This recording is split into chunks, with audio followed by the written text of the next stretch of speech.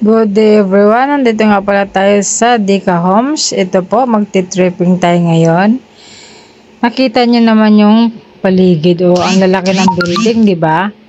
So, tingnan natin ngayon kung anong mga nasa loob. Like, ilang kwarto or ilang bed yung nandyan sa building na yan. At ilang floor, mukhang 1, 2, 3, mukhang 4 floor lang hanggang ganoon lang. Pero mas maganda ito dahil safe to sa mga lindol, di ba guys? Kaya, kung gusto nyo po, PM nyo lang ako. Ayan po. Mag-i-jet po tayo dyan. Kung bibigyan ng pagkakataon ng Panginoon, ayan po, o di ba? Tinitingnan natin sa mga kasamahan kong OFW na naiwan dyan sa Taiwan. Sa mga friends ko mga OFW, ayan. Pwede na akong i-PM dyan dahil nakikita ko na po ang lugar. Maganda po siya guys, mataas. Tsaka, eto Marilao po ito. Di ba nakita nyo yung SM Marilao? Malapit-lapit lang po dyan guys. Kaya kung gusto nyo mamasyal sa malaking mall, Marilao po kayo papunta. Dahil, etong mga building na to is malapit lang din po sa highway. Kaya wala po kayong problemahin dyan. So, kailangan lang meron kang syempre datong dahil andyan na yung mga pasyalan eh. Andyan din naman yung mga public school. May mga private school dyan, mas marami. Pero nandyan lang sa paligid. Andyan din, may mga amenities naman sila dyan. Makikita natin mga. So yan, ito, playground yan. Maliit lang sa mga kids o pwede rin ang mga matatanda dyan magpapahinga. So, wag na bigyan nyo ng ano yan, budget yan guys. Lalo sa mga friends kong OFW, kailangan safety nyo agad yung pangbahay nyo. Wag nyo ubusin yung mga, alam nyo na, yung mga datong nyo dyan sa abroad. Kailangan magsisave na kayo ng pag-uwi nyo sa Pinas. Meron na kayong business. Pwede nyo gawing business nga pala to guys. Dahil pwede nyo bilhin. Dahil kung may pag-ibig kayo, walang down payment po ito. Tapos monthly, maghuhulog na kayo ng buwan-buwan. Depende na po yun kung anong units po ang nagustuhan dito. May iba-ibang price po ito. Pero hindi naman kamahalan dahil ang ano nga ngayon, may promo nga tayo. 10, 11, 12, or 13 lang ang hulog sa isang buwan. Kaya grab nyo na guys. Ayan. Nag-iikot po kami dahil tumitingin-tingin. Alam mo naman. Balak din. Kaya lang syempre. Wala pa tayong ano dato. Balang araw. Hindi pa naman yan. Sige. Tuloy-tuloy pa rin yung gawaan eh. Dahil nakita nyo naman sa likod. Napakaraming bahay guys. Yun yung apat na ano na yan, floor na yan. So ang kagandahan lang dito guys, pagdating ng mga Pasko, bagong taon, sama-sama kayo, 'di ba masaya pag ganun. At saka nandiyan na yung mga ano, mga tao medyo private, hindi medyo private nga titingnan talaga dahil hindi naman basta-basta makakapasok yung mga hindi taga diyan kung wala pong ID iniiwan sa gate dahil may gate po diyan. May guard din po dyan sa ano, sa building na mga yan. Kaya mamili na lang po kayo guys sa may papasukin kaming room dyan. Merong ala hotel, ala house, duplex, depende sa ano, sa magustuhan nyo guys. Ipapakita namin dyan yung iba pang style mamaya. So yung pinasukan ko nung nauna is like a hotel guys dahil pagdating sa room ang cute ng ano, ang cute ng bungad nila ala hotel. So pwede pa namang mangungupahan dito pero ito guys rent to own na to. Upahan mo din magiging sayo na. Tapos kung magda-down ka na agad after kang makapag-apply, tuloy-tuloy na syempre magiging sayo na yun. Pag may pag-ibig mas malalong maganda guys dahil may ano ka naman, may chance ka man na mamili ng taon. Kung gusto mo ng 10 years, 20 years, 30 years, matagal na nga po yun guys, pero siyempre, iba na yung ano noon, bayaran noon. So, yan po, na-meet up natin si ma'am at saka si sir. Ayan, no? Siguro naman sa nakakilala nyo na yan. So, magaling po sila guys. Mga matatagal na po dyan at mga maano na sila dyan. Sila ng mga nagtitripping sa mga taong karamihan ay OFW din. Meron din namang mga nandyan lang din. Kasi kayang-kaya naman talaga ng mga tao dyan pag magporsige po. Dahil lalo na ngayon, 10K na lang po yung nagiging upa sa buwan-buwan. So 10K dyan sa mga single, parang ano lang, hindi kalakihang pang yung room nyo is 1 lang, or 2, parang mag-asawa lang. Pero may mga malalaki guys. So depende na po yun sa magustuhan at saka sa kwarto po guys. Kaya wag na po mag-atubili, PM na po kayo sa akin. Yan po, makita mo yan, lalaki ng building, may sakura, may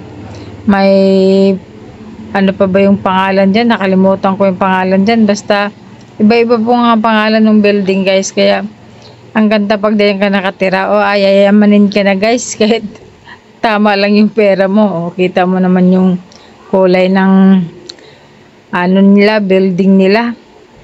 Kaya magaling ang Dika Homes guys. Alam mo naman, meron din sa meron din sa Valenzuela, meron din sa Cavite.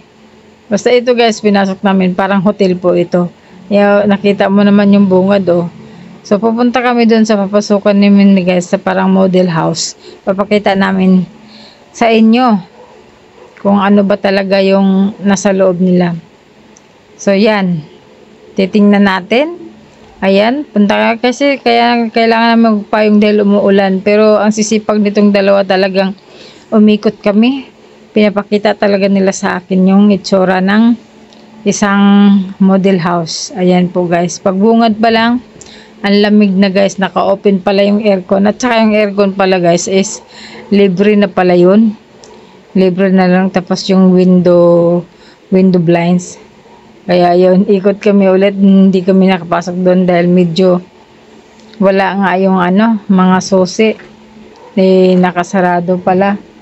So ito, pagpasok namin dyan, makita nyo na, okay naman yung kanilang bungad. Halos pare-pareho lang naman yung style ng medyo malawak nga lang yung mga 50 square meter. Kasi yan ang pinapasokan natin, parang 40 square meter lang o ganoon. So mamili na lang kayo guys kung ilang square meter yung gusto nyo. Yan yung kusina, ang cute-cute bagong mag-asawa po pwede yan, or sa mga galing dyan sa Taiwan, pupunta dito sa Pilipinas, gusto lang mangupahan. Ayan hotel style nakita nyo naman yung bungad, CR na agad ang ganda pa naman ng shower tapos yung salamin. Ako, parang gusto ko talaga magpahinga sa ibang lugar pag ako'y nakaramdam na ng pagod Kaya yan, parang sarap ng, parang kung isang buwan ka magpapahinga dyan, siguro kailangan ka ding madaming baong datong, dahil kung dyan ka magpapahinga, siyempre wala ka pang business guys, no? So yan, ang galing ng galing ng kanilang format. Ayan po guys. Diyan naman guys, open naman yung kung ikaw na magpapagawa sa sarili mo at yung style masasabi mo dun sa gagawa. Meron naman silang tagagawa, or yung tagagawa mo ay pwede naman po dyan. Yan, ang ganda Alam mo, ang cute-cute dyan. Yung para mong bagong mag-asawa, pwede kang may anak ng isa o dalawa. Kasi yan may double deck. Pero isa lang po yung guys, nagagawan lang ng paraan kung paano magkaroon ng dalawang bed, dahil double deck tapos yung sa baba pwede naman sa mag-asawa, sa anak yung sa taas. So yan kita nyo naman yung table tapos umupo na si Jen, yun minumostra niya yung double deck yung sa kataas. Diyan sa baba pwedeng bed naman yun. So, nasa sa iyo na guys kung paanong gawin mong ayos dyan. Maganda na kung ako lang talaga ang kailang burang na si lola nyo, kaya no need ng magpadami ng bahay. Pwede naman mag-business, kailang ay wala na. Nag-ano na lang tayo, magpaikot-ikot na lang tayo at mag-aalok tayo ng mga yan. Sa gusto nyo po, kahit ako na ang mag-asikaso, okay na po yun. Dahil, alam mo, magsasadline tayo dyan, yun tingnan mo naman sadline tayo picture-picture, ang cute ng kanilang stante dyan, sa hugasan nila, yun. Talagang, kailangan lang, yung mga kailangan nyo lang talagang gamit ang bibilhin nyo guys, dahil, syempre, pag madami kayong gamit, sisikip syempre yan. Kaya kailangan nyo ng panibagong building na naman o sa kabila kung gusto nyo bilhin din. Diba? 10,000 lang naman ang ang unang hulog. Depende na yun sa or magdagdag kayong isa pang apartment. Hindi pala apartment. Rentoon nga pala yun. Kaya yan. Ayan, mali-mali na si lola nyo guys. Ayan, nakita nyo naman.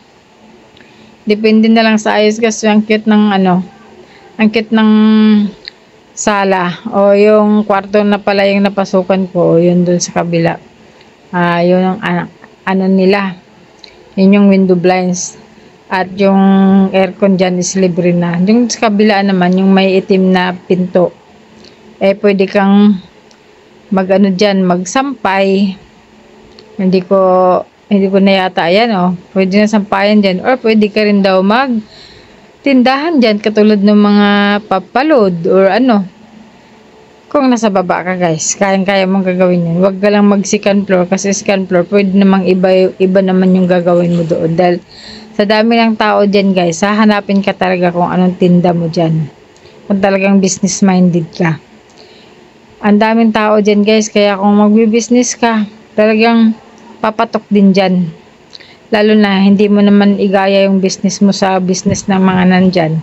Kailangan ibahin mo para kung hahanap sila ng iba, so dyan na lang. At least malapit lang. So lumabas na naman kami guys at punta na naman kami doon sa kabila. Ayan. Ikot lang, ikot ng ikot. Habang tiningnan ko yung laki ng kwarto. Ayun. Pagtingin natin dyan, meron dyang meron tayong meow-meow dyan. Tingnan mo, meow. Pwede daw ang mga hayop or mga animal dyan. Mga animal. Ayan, meow-meow lang pala. Yan. So, yan yung bukas. Talagang angkit dyan guys. Para kang nasa hotel. Yan mo, naalala ko tuloy yung nakaraan nung pumunta kami sa swimming at ang mga room ganyan. So, pwede rin po yung gusto magre-rent, PM lang po kayo sa akin kung nasa ibang bansa kayo. PM lang po kayo, pwede ko kayong dalhin dyan at pwede kayong mag-rent kayo dyan sa dami ng kwarto dyan guys, mas makamura kayo dyan kaysa sa mga talagang hotel na mamahalin dyan. Staycation po dyan. Open po yan. Ayan po, banda sa mga ayos po. Ang cute po ng ayos dyan. Kaya, hindi kayo magsisisi pag nandyan kayo. At, talagang, ipon-ipon lang dyan sa abroad guys. Buwan-buwan. Kayang-kaya nyo yan. Basta lang.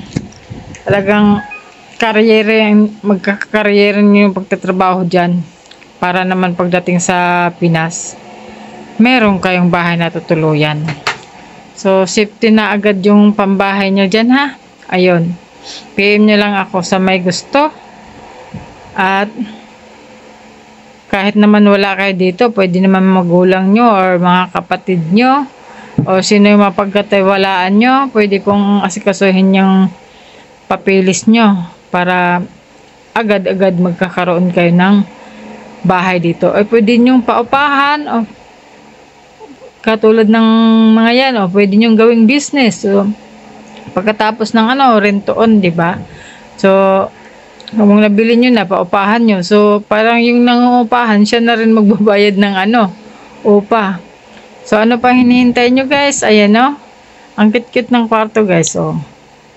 Yung, maganda pa talaga dyan dahil malapit po halos sa mga pasyalan. Isang punta lang ng monumento dahil yung Valenzuela, kadikit lang. O, punta ka na sa Caloocan, sa monumento, diretso na dyan, or liliko ka papunta din ng EDSA or sa LRT papuntang MOA.